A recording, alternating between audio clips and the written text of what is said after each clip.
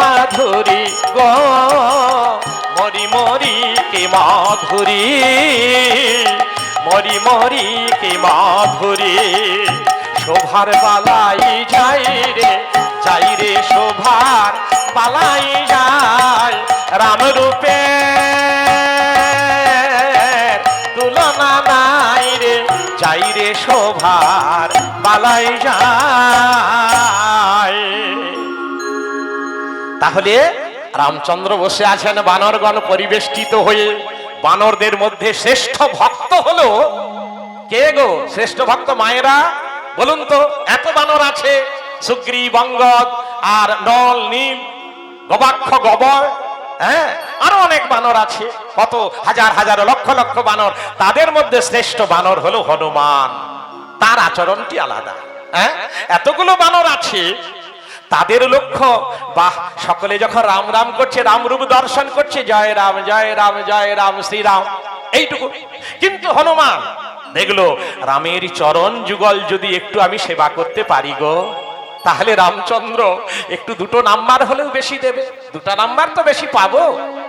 সব কিন্তু স্বার্থ জড়িয়ে আছে বাবা, সব স্বার্থর দাস। কেউ বিনা স্বার্থে কাজ করে না।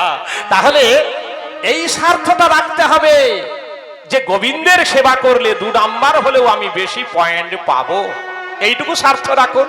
সারা দিনের মধ্যে 10 বার হলেও ভগবানের নামটা একটু জপ করে নিন, তাতেই কাজ হবে। কারণ আমরা গৃহী মানুষ, সংসারে মানুষ, কত জ্বালা দিয়েছেন আমাদের ভগবান, ঠিক আছে?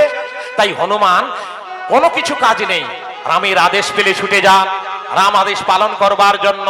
যদি কোনো কাজ না থাকে রামের চরণ সেবা করে। রামের চরণ সেবা, কারণ সে রামকে চিনে ফেলেছে, সে নিজেকে চিনেছে যে আমার জন্ম কার জন্য, বা রামচন্দ্র এসেছেন তিনি কাদের কৃপা করার জন্য। কখনো অহংকারীকে তিনি কৃপা করবেন না, তিনি ভক্তকে কৃপা করতে এসেছেন।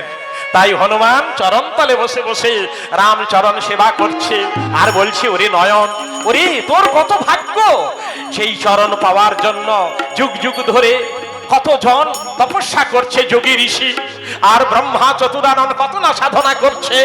সেই সাধনার ধন ভগবান রামচন্দ্র তোর সম্মুখে, তুই রামচরণ দর্শন করছিস, রামচরণ সেবা কর। ওরে রামের চরণের গুণ তা কি জানিস? হ্যাঁ, পাষাণ মানবী হইল রামের চরণে।